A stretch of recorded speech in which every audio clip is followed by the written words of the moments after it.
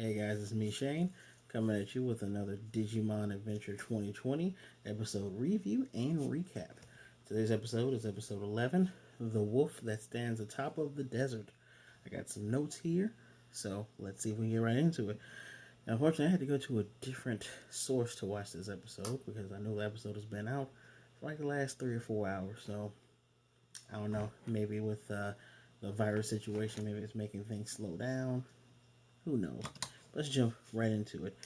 Today's encyclopedia was on Gabumon, telling us his relationship with Yamato, telling us his abilities, and actually going into some really great detail about how he's wearing the pelt of a Garurumon, and kind of interested on what does he look like underneath there. I'm pretty sure you can just figure it out if you just took the pelt. It's not that interesting, but it is interesting to note that he is a lizard that turns into a wolf, and a wolf that has an attack called Foxfire. But getting right into it, the group after they had defeated Metal Tyrannomon, they realized they had to go through a bog that was made out of this toxic miasma, same stuff that was pouring out of Metal Tyrannomon's mouth. So they decided to split up into two teams of three. First team that we see is Mimi, Tai, and Koshiro. Of course, Mimi is complaining. She's in the desert, but saying that it's cold, so that's interesting to note there. And they're about to go through a ruin, and what I noticed on the ruins, it's like one of the statues kind of looks like a metal Garurumon, but not. I don't know. I'm trying to figure out if that's just a new Digimon or just some eye catches. And our other group, of course, then is Joe, Yamato, and Sora, and they're in a basket while Bergamon's flying across on the other side, which also happens to be a desert, but this is a longer desert where Ty and his group are. They're kind of like in a jungle now, and as they're flying, they come across two new Digimon. They're called Sanyamon, and they are basically giant dragonflies that make these dust devils or sand tornadoes that's interrupting the group's flight. They are trying to fight off these two attackers when a giant tail comes out, grabs one of the Sanyamon, and just destroys it. Then the claws coming up, and there's these little like fox-like Digimon. I'm gonna guess these are like in training form Digimon called. Before I check my notes here, Kairomon, and they're one of them breaks off from the group and runs into the claw of this mysterious thing that's popping out of the sand. That's actually grabbed the second Sanyamon and just kills that thing. So Sora, Joe, and Yamato, they're teaming up to defend these three things. And was it Garurumon saying this thing might be an ultimate level Digimon, and they decide to just retreat. And when they retreat, they find a oasis, and inside the oasis, we get some very, very interesting. If you're a longtime Digimon fan, if you've seen Digimon Frontier, Digimon Season 4, you're going to recognize Neymon. Neymon was one of the two helper Digimon, along with the bookworm Digimon. I think his name actually might be Bookmon, but I don't remember his exact name. His voice is really deep in his Japanese version, so I don't know if this is the same voice actor from their version of it. I haven't seen that show and sub, but we see Neymon, who was with a Bearmon and a Labrador, and he's explaining to the children, well, we took refuge here because the thing that you came across was Scorpiomon, and Scorpiomon just kills and eats anything that comes across the desert. It's able to see underneath the desert, which is what Yamato kind of surmised. And we get another name. We get a name drop. Turns out that Neymon and his group are trying to find Leomon, and he thinks that the children are trying to get to Leomon, where they tell him, well, they're going to find the Holy Digimon. Well, turns out that there are more Digimon that are affected with this dark miasma, and they're just tearing through everything on this cloud continent. And Leomon has made a resistance, is what Matt called it. But he's leading a group of Digimon to fight against them, and they're trying to get there not because they can fight, but so they can get protection. And it's really hard to cross this desert when you have Scorpiomon killing everything, and then you have the Sand Yamon attacking you if you're not getting attacked by Scorpiomon. And we do get some brief glimpses of Soundbirdmon again, kind of behind these Digimon, and even trying to find and follow Tai's group. And Yamato's cold, man, because he's saying we don't really have time to protect them, and Sora's all in for getting them across the desert. So Yamato's like, look, remember what Koshiro told us, and we get a nice little recap that they're evacuating Tokyo. Everything is shutting down. That time is ticking. They gotta hurry up. So Yamato says, forget it.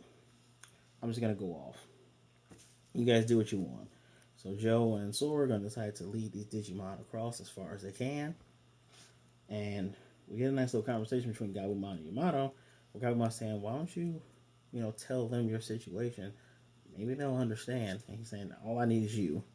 And even at that statement, Gabumon makes his face, and I know that I've felt that before. When there's a person when you tell them you should open up to your other friends, and they're like, "Well, no, I got you. That's all I need." You kind of like, no, that's taking a step backwards. That's the exact feeling we get from Gabumon in this situation. So we're back on our friends. Earlier, we got to see Gabumon's nice little full Digivolution into Garurumon. Of course, we get the nice and short, sweet Digivolutions for Piyomon and Gomamon. No interesting thing to note, marching fish just works in the desert, so these fish just come out of anywhere. It's a pretty cool attack. So Ikakumon can slide across the desert almost like he's in water, but he can't dive into it like Digimon that are made for the desert like Scorpiomon. So as they're making their way, of course they're attacked by Sanyanmon, and they're getting attacked by Scorpiomon. And Bergermon is trying her best to handle one of the Sanyanmon in the sky. And Kakumon's trying to defend the small band that is with Namon. And a really cool thing that's going to come up again. It's an interesting way the children, they take out their Digivices to help fight with their Digimon. Because Sora has her Digivice and it glows, and then Bergermon does this. I call it Flare Blitz because it reminds me of the Pokemon move. Covers up in fire, takes out one of the Sanyamon. Then we get to Ikakumon having a rough go at it, and Ikakumon is being trashed and trounced. And right as their Digimon have now de-Digivolved, who comes in and saves them but Yamato and Garurumon. And as they're trying to keep up with this now exposed Scorpiomon, just two legs, two claws, and a long tail, they're trying to fight through it. And as Garurumon takes down one of these Sanyamon again, that Digivice glows, thing just bursts into blue flames, and they're going toe to toe with Scorpiomon, and the flames aren't taking it down. And then Yamato's thinking back to the conversation they had with Sora and Joe about protecting people, even though they have a mission. They can't turn their backs on people that need their help. Well, Digimon individuals, whatever, that need their help. He's thinking about Gabumon saying, if you open up to them, they'll probably understand. And we see that crest of friendship as he's reflecting on all this. And it seems like he's finally kind of letting go of his insecurities. That's the feeling I get in this moment.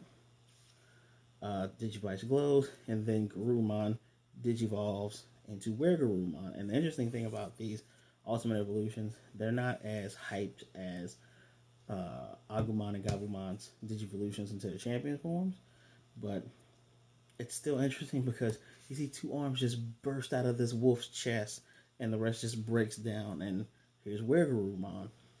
And Wergarurumon is, I won't say super anime, but man, he is one of my favorite Digimon. And when that sharp tail is coming straight at him, he just catches it with two fingers, like Goku catching Trunks' sword.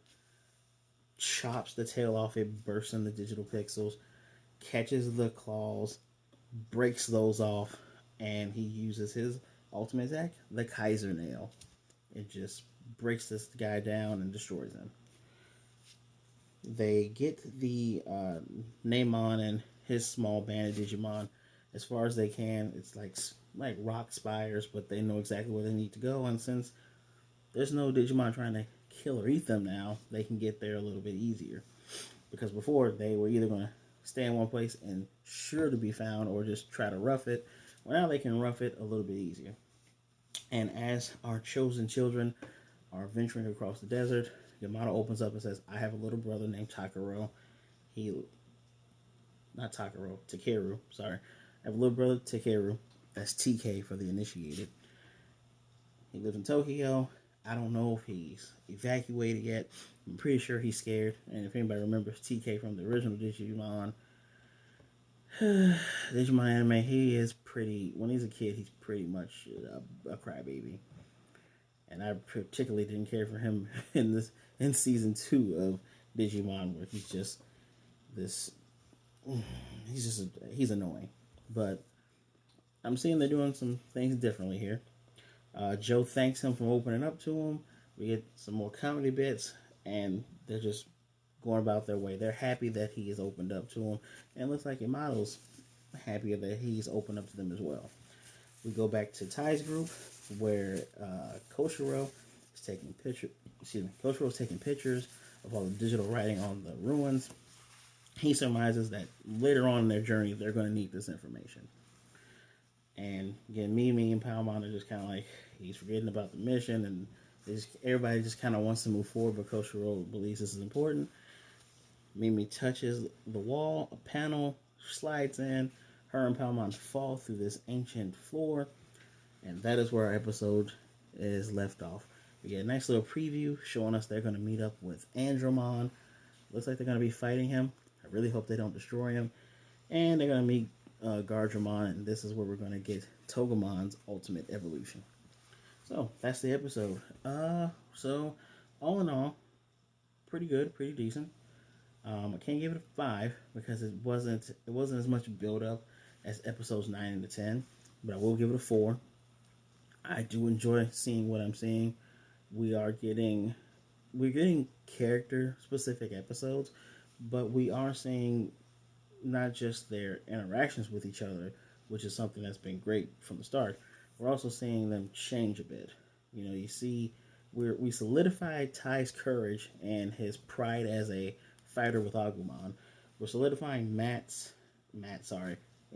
Yamato's personality with caring about his brother. I hope it doesn't become an issue like it was in the first anime, in the original anime, where it's just this brother complex of I constantly have to protect my brother, which can be a bit annoying, but I'm predicting they're going to correct a lot of the things that were issues back in the 1996 original anime. I'm not going to worry too much about it. Again, I'm very glad to see that the children fight beside the Digimon, that the Digivice has another function as opposed to just being the symbol of their bond and a tool to help them digivolve. It's also a tool to give them a power up when it's time to fight. 4 or 5, like I said, pretty good. I really, I imagine we would have got these episodes if the whole virus situation didn't happen. They didn't have to shut down for a while. They're going full steam ahead, and I'm looking forward to what's going to happen once we get to everybody's ultimate evolution. I'm going to look forward to seeing what awaits them once they finally reach the Holy Digimon. So, have you seen the episode? If you have, tell me what you think about it. I've also a little thing in there. Anybody who's also initiated with Digimon, you know that Leomon dies in any show he's in. He died in the first anime as Saber Leomon. Leomon dies in season 3. Leomon always dies. So now we have a timer as to when Leomon might die. Or maybe he won't. Maybe they're going to change some things up. They've changed enough up to where I actually care about Ogremon earlier on than I did before. So who knows? But again, let me know what you think down below. What are you looking forward to seeing? Who are you looking forward to see? What Digimon do you want to see? Please remember to like the video, subscribe, hit that notification bell, share the video. Stay tuned in. I always give you Digimon videos every Sunday, even if I have to find another way to see it myself. Thank you for showing up. As always, guys, wear your mask, be safe, be good, be blessed. I'll see you next time.